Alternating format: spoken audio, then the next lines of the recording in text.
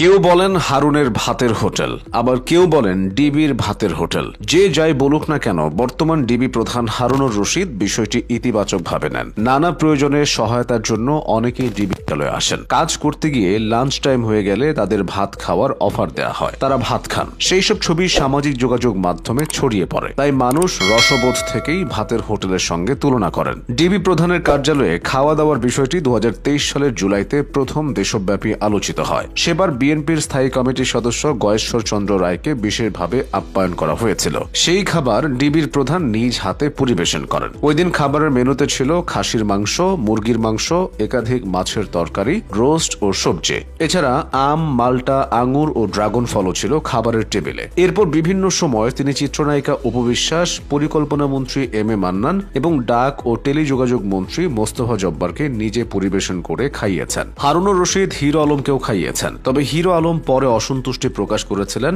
DB কার্যালয়ে তাকে নাকি শুধু আলু ভর্তা আর ডাল খেতে দেওয়া হয়েছিল। আক্ষেপ করে হিরো আলম বলেছিলেন, নেতাদের অনেক কিছু খেতে দেন, আমার বেলায় ভর্তা ভাজি। সে যাই হোক, দুপুরে খাবার সময় কেউ এলে তাকে খাওয়ানো হারুনুর রশিদের দীর্ঘদিনের অভ্যাস। কেউ যদি লাঞ্চ টাইমে কাজের জন্য আসে, তাহলে তাকে লাঞ্চের অফার করা হয়। অফার গ্রহণ করলে একসঙ্গে খাওয়া দাওয়া হয়। ভাতের হোটেল আসলে বাঙালি সংস্কৃতির একটি অংশ। ইন্দুবালা ভাতের হোটেলের নাম নিশ্চয় শুনেছেন। এটি কল্লোল লাহিড়ীর লেখা বিখ্যাত উপন্যাস। তবে এই নামে সত্যি সত্যি ভাতের হোটেল রয়েছে। পাবনায় রয়েছে ইন্দুবালা ভাতের হোটেল। দুপুর হওয়ার আগ থেকেই এখানে ভিড় বাড়তে থাকে। পাবনা জেলা শহর এবং বিভিন্ন এলাকা থেকে আসতে থাকেন ভোজন রসিক মানুষেরা। যারা খাবার পরিবেশন করেন তাদের পোশাকেও রয়েছে ভিন্নতা। মেয়েরা পরেন লাল পাড় সাদা শাড়ি, আর ছেলেরা পরেন লাল রঙে ইন্দুবালা ভাতের হোটেল লেখা সাদা টি শার্ট। স্টিলের থালার উপর কলা পাতায় পরিবেশন করা খাবারেও ফুটে ওঠে আদি বাঙালিয়ানা। পাবনা সদর উপজেলার জালালপুর এলাকায় ঢাকা পাবনা মহাসড়কের পাশে এই ইন্দুবালা ভাতের হোটেলের দেখা মিলবে। হোটেলের প্রবেশ মুখেই রয়েছে নামের সাইনবোর্ড, যেখানে সকালের নাস্তা, দুপুরের খাবারের মেনু এবং মূল্য তালিকা দেয়া হয়েছে।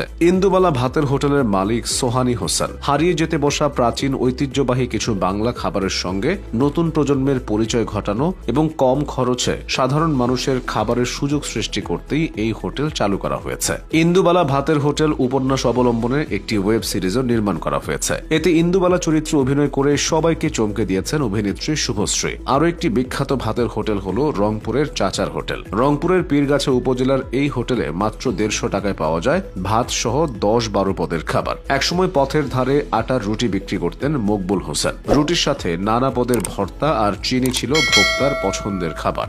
2007 থেকে 2011 সাল পর্যন্ত 4 বছর রুটি বিক্রির পর শুরু করেন হোটেল ব্যবসা। অল্প সময়ে চাচার হোটেল নামে পরিচিতি পায় মকবুল হোসেনের ব্যবসা। ভাতের হোটেলের প্রসঙ্গে বরিশালের নাম থাকবে। বরিশালের মনোয়ারা খাবার হোটেল ভাত সহ নানান পদের খাবারের জন্য বিখ্যাত। অবাক করার মতো ব্যাপার হলো, এই হোটেল মালিক একজন নারী, নাম মনোয়ারা বেগম। দীর্ঘ 20 বছর ধরে মনোয়ারার খাবারের এই ব্যবসা চলছে। আগে তিনি গৃহকর্মী হিসেবে কাজ করতেন। জাতি হিসেবে বাঙালি শুধু ভোজন রসিকই নন, অতিথি পরায়ণও বটে। ভালো করে বলতে গেলে বাঙালির অর্ধেক জুড়ে আছে ভোজন বিলাসিতা এবং বাকি অর্ধেক জুড়ে রয়েছে অতিথি পরায়ণতা। তাই ডিবি প্রধান হারুনুর রশিদের আতিথেয়তা সবার মুখে মুখে ঘুরে বেড়ায়।